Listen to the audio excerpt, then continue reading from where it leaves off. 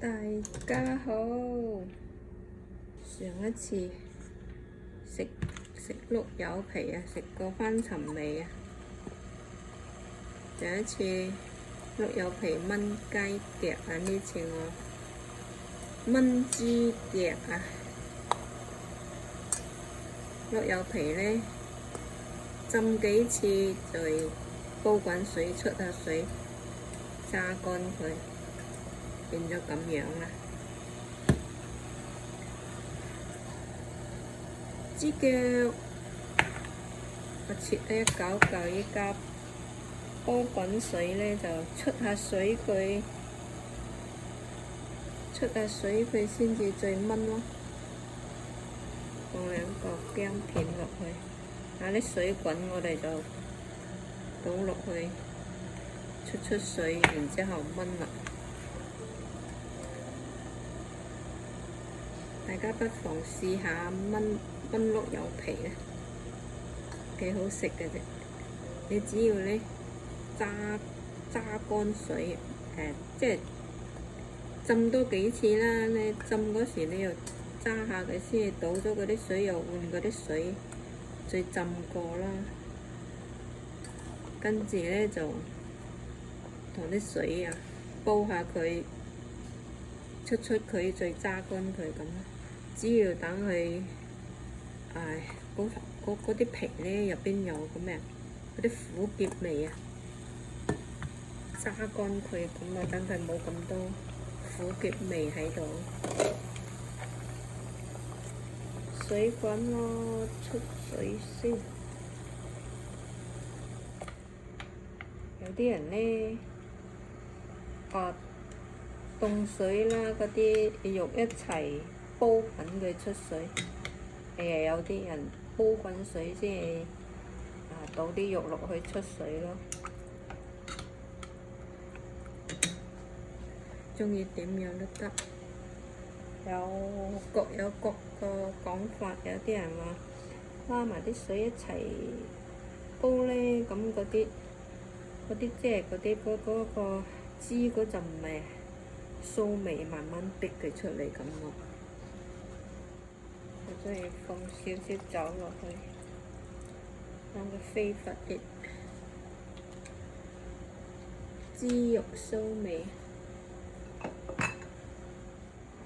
再煲佢，等佢啲血水出埋嚟，咁就得㗎啦。再用啲凍水沖下佢咯。我準備咗啲花椒、八角同埋薑，陣間放幾個蒜頭落去。好，我哋拎去沖凍水，跟住就翻嚟炆佢。拎嘅沖凍水。好啦，我哋洗乾淨啦，拎返過嚟，放啲鹽、豉油、炆薑、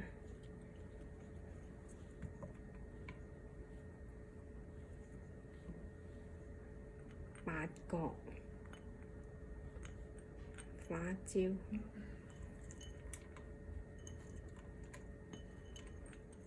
再放多幾粒大蒜，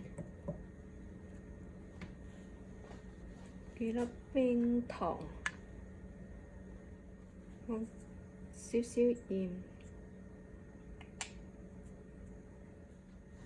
豉油啦，放啲蠔油。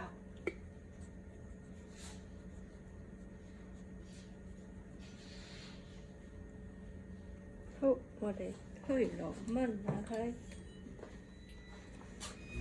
加返少少水啦，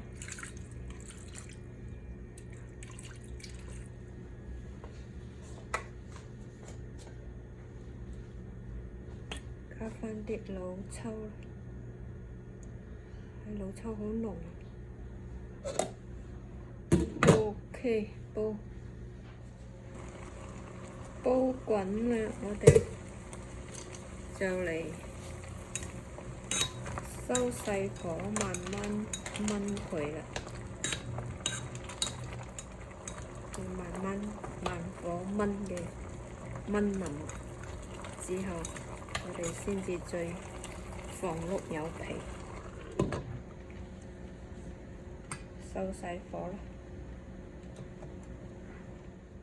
燜得差唔多啦，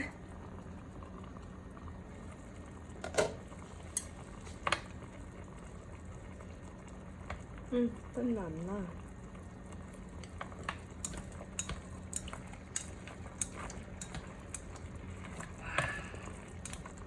睇見都想食啦。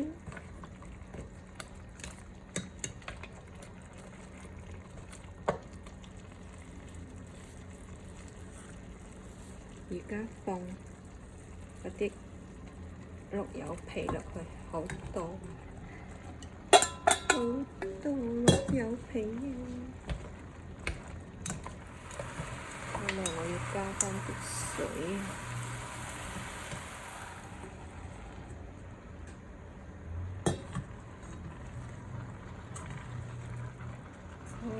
熟得好多汁啊，碌柚皮。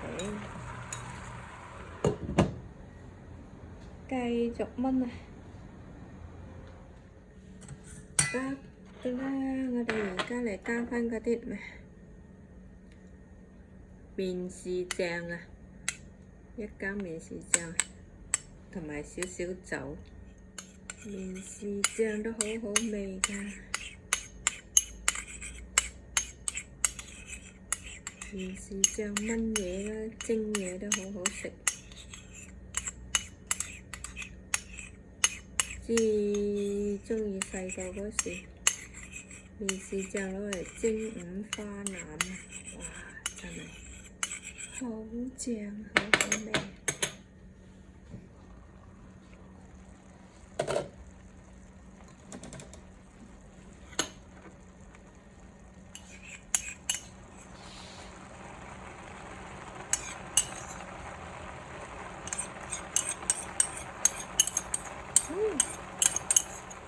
再加返少少豉油，放返幾條葱，好啦，一起就食得㗎啦。碌柚皮燜豬腳啦 ，OK 啦，碌柚皮燜豬腳。試下燜啦，好好食嘅碌柚皮，因為佢索晒嗰啲豬腳嗰啲汁啊，真係 very good 㗎。個碌柚皮都未食豬腳嘅，真係。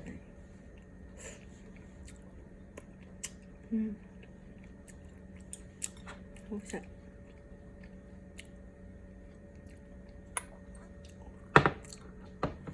豬腳已經夠晒腍啦。